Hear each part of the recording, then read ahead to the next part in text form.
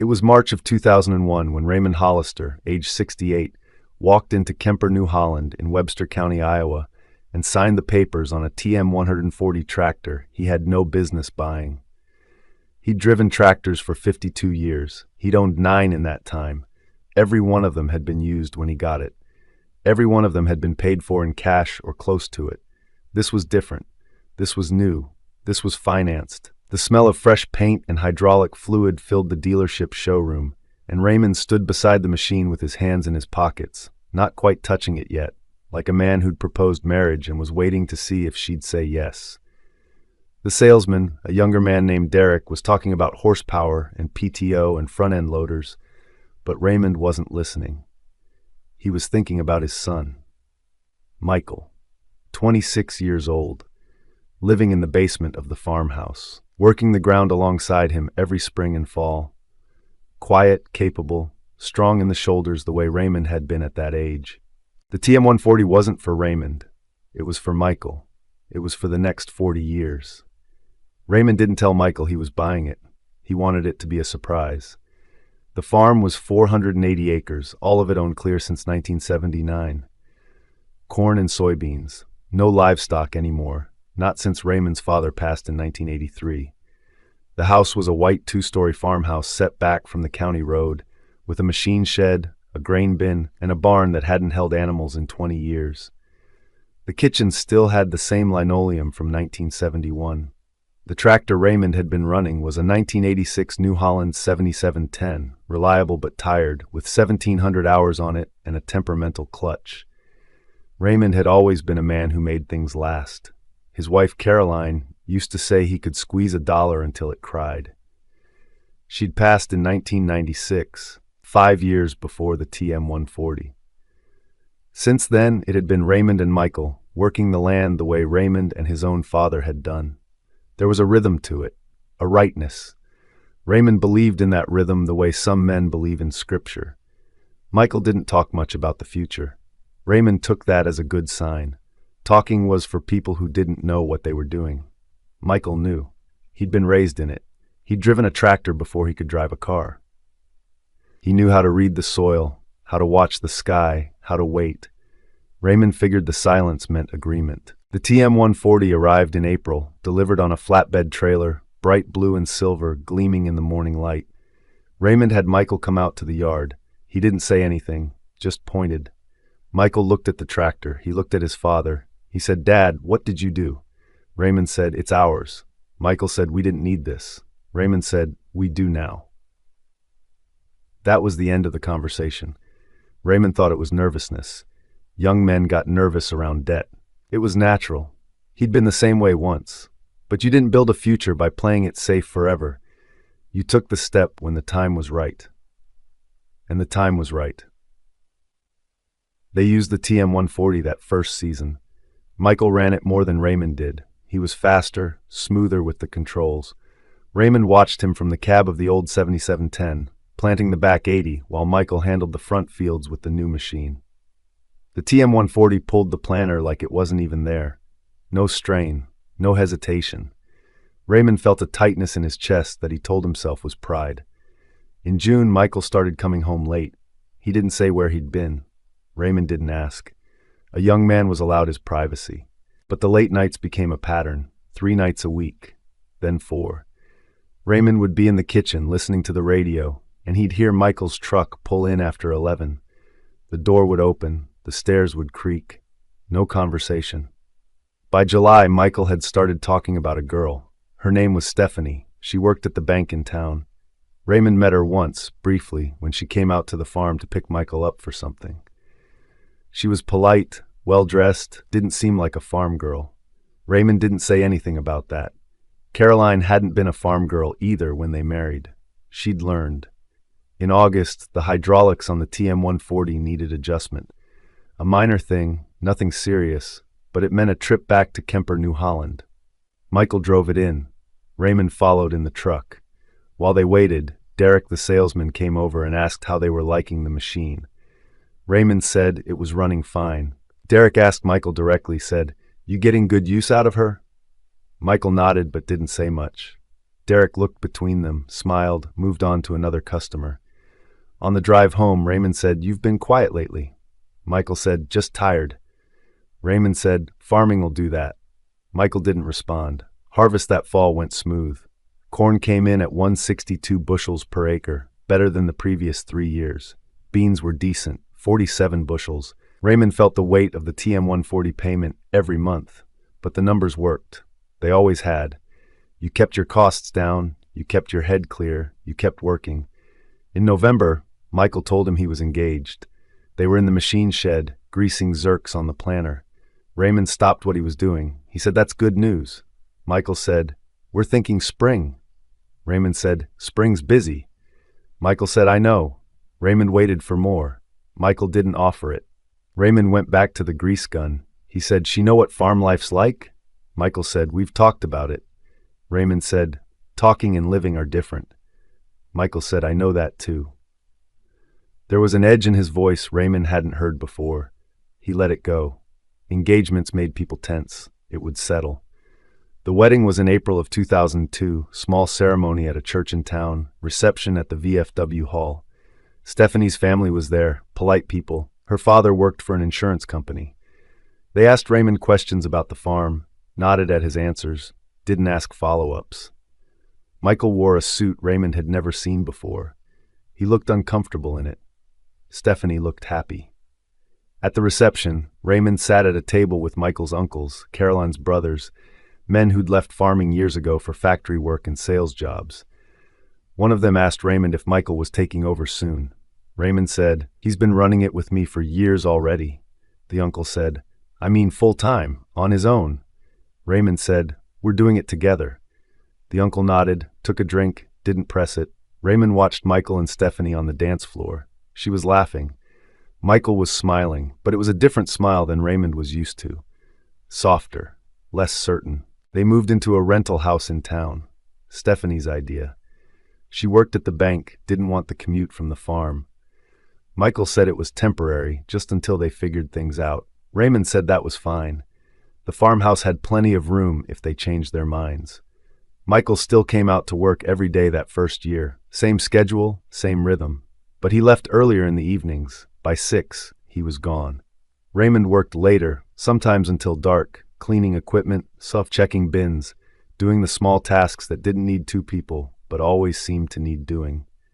The TM140 sat in the shed most of that winter. Raymond ran the 7710 for the lighter work. The payment on the TM140 was $418 a month. It would be paid off in 2008. 7 years. Raymond had a calendar in the kitchen where he marked off each payment. He didn't miss one. In the spring of 2003, Michael came out less. Not every day anymore. 3 days a week, then 2. He said he'd picked up part-time work at the co-op in town just for extra money. Raymond didn't ask why they needed extra money. He hired a neighbor's son, a high school kid named Travis, to help with field work. Travis was fine. He wasn't Michael. By 2004, Michael was coming out once a week, sometimes not at all. Raymond did the planting alone, ran the TM140 himself, felt the power of it under him, and wondered why it felt heavier than it should. The machine was perfect. The problem wasn't the machine. In June of that year, Stephanie had a baby, a girl. They named her Emma. Raymond visited them in the hospital, held his granddaughter for 11 minutes, felt the smallness of her against his chest, and thought about the farm, about the fields, about the TM140 sitting in the shed with 260 hours on it now, still practically new. Michael didn't bring Emma out to the farm much. Stephanie didn't like the dust, the noise, the uncertainty of farm schedules. Raymond understood that, or told himself he did. By 2005, Michael wasn't farming anymore. He didn't announce it. There was no conversation, no formal ending. He just stopped coming out. He was working full-time at the co-op now, assistant manager, benefits, salary, home every night by 5:30. Raymond kept farming. He hired Travis full-time after he graduated high school.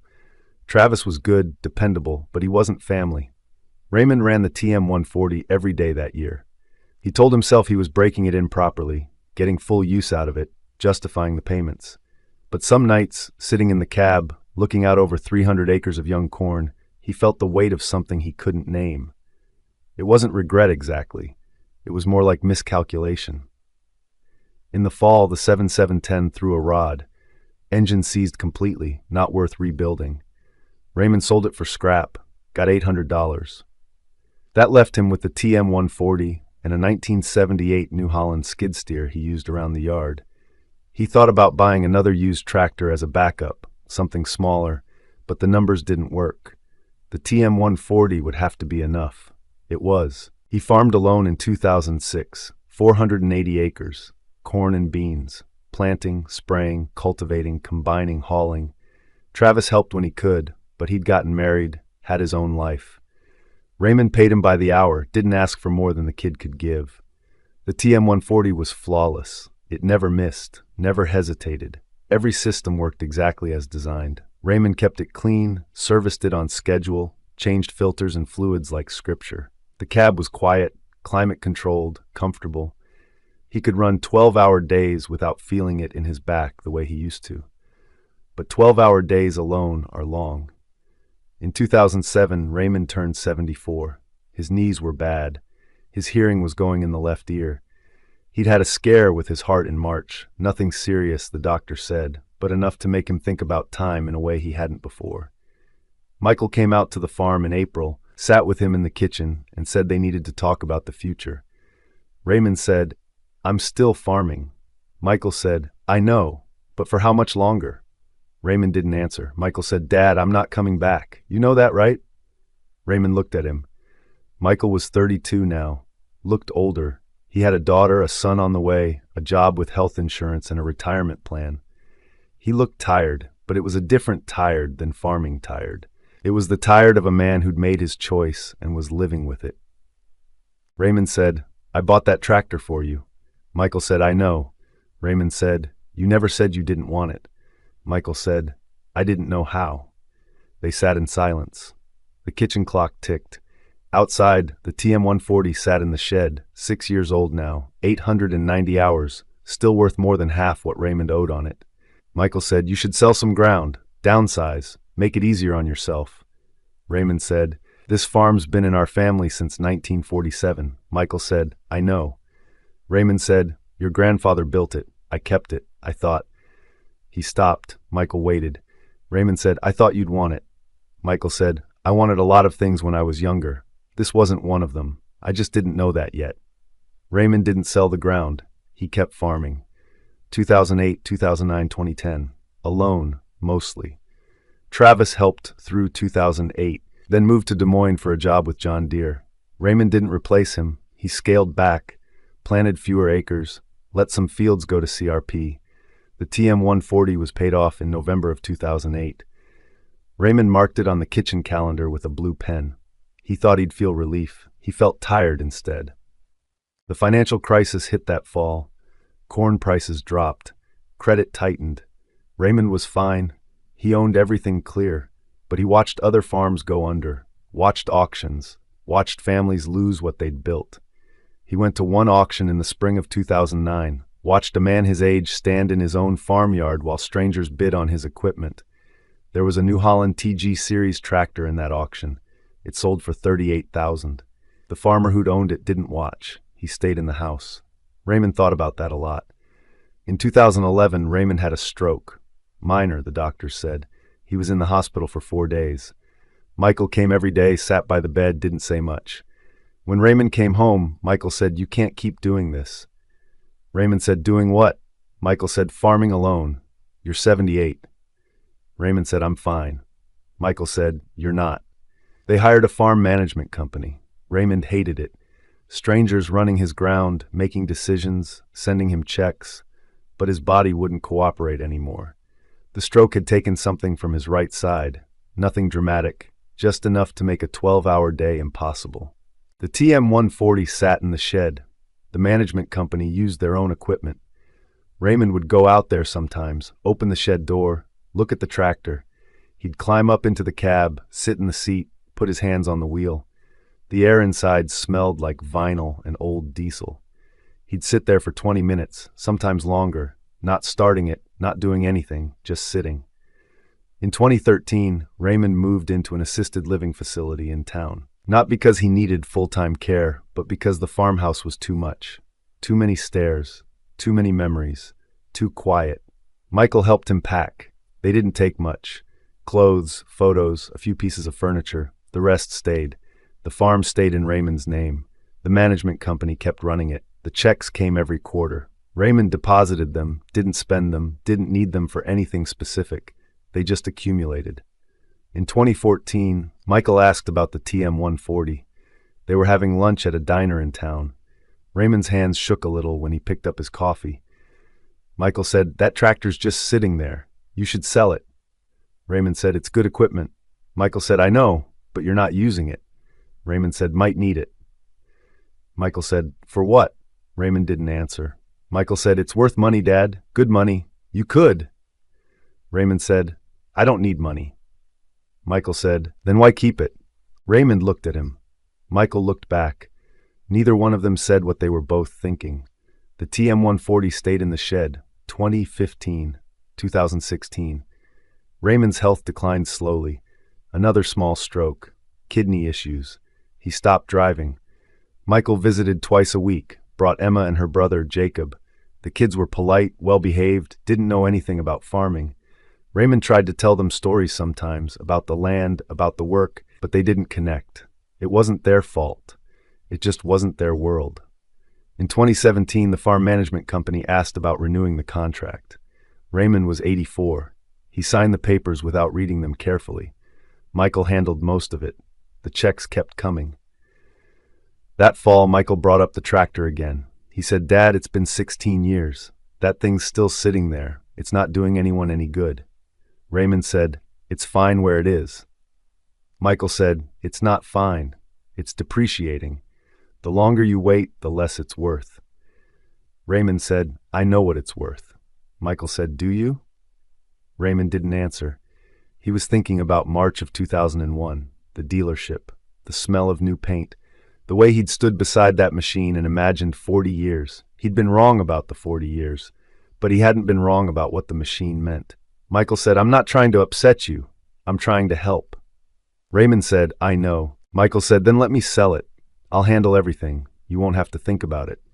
Raymond said, "No." Michael said, "Why not?" Raymond said, "Because it's not done yet." Michael said, "What does that mean?"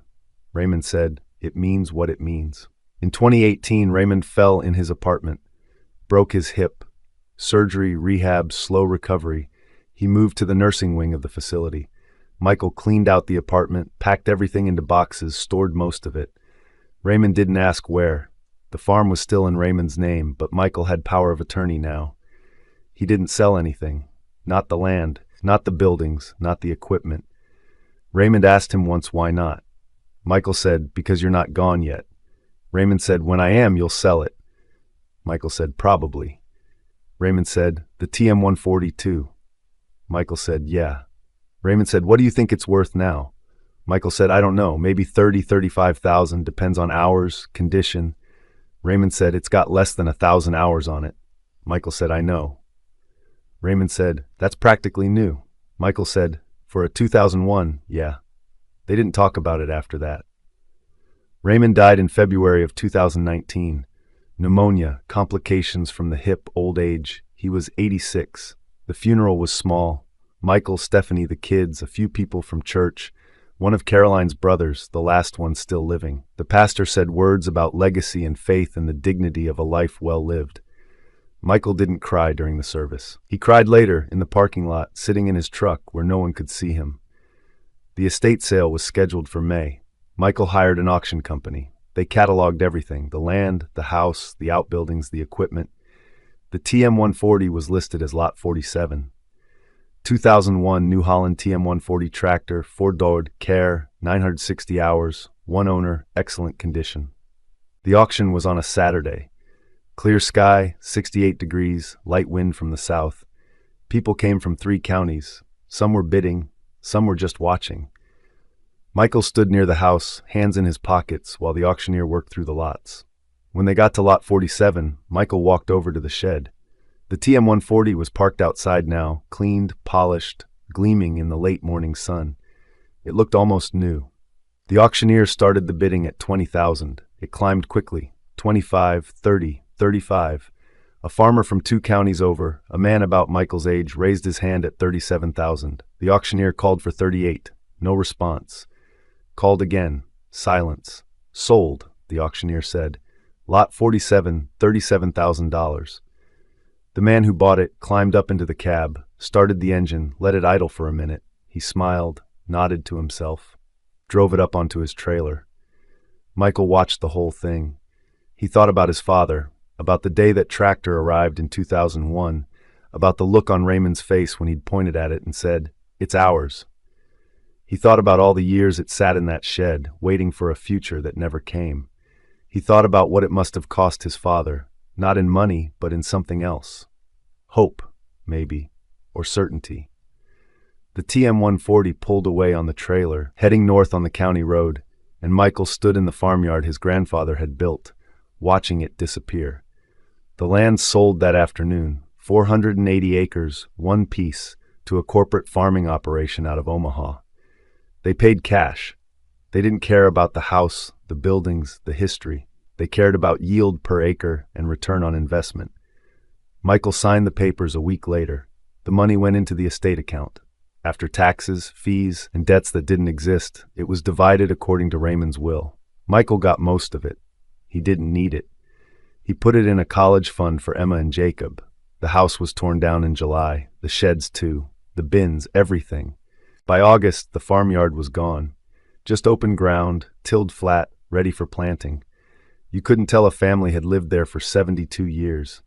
You couldn't tell anything.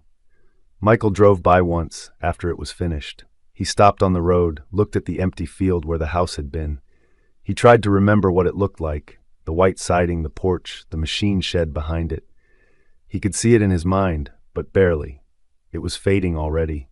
He thought about the TM-140, wondered where it was now, wondered if the man who bought it was using it the way it was meant to be used, wondered if it mattered. He put the truck in gear and drove away. There's a photograph Michael kept from the estate sale. It's in a box in his basement, along with other things from the farm he couldn't throw away but didn't know what to do with. The photograph was taken in April of 2001, the day the TM-140 was delivered. Someone, Michael doesn't remember who, must have taken it. It shows Raymond standing beside the tractor, one hand resting on the front tire, looking at the camera but not quite smiling. Behind him, you can see the farmhouse, the shed, the barn. Everything's still there. Everything's still whole. Michael hasn't looked at that photograph in years, but he knows it's there. And sometimes late at night, when he can't sleep, he thinks about his father standing beside that machine, believing in a future that made sense to him, a future where the work continued, where the land stayed in the family, where the TM-140 would be passed down the way the farm itself had been passed down. Raymond had been wrong about that future, but he hadn't been wrong to believe in it. Michael understands that now. It took him years, but he understands. The TM-140 was never really about the tractor. It was about what the tractor represented: continuity, legacy, the belief that the work mattered enough to continue.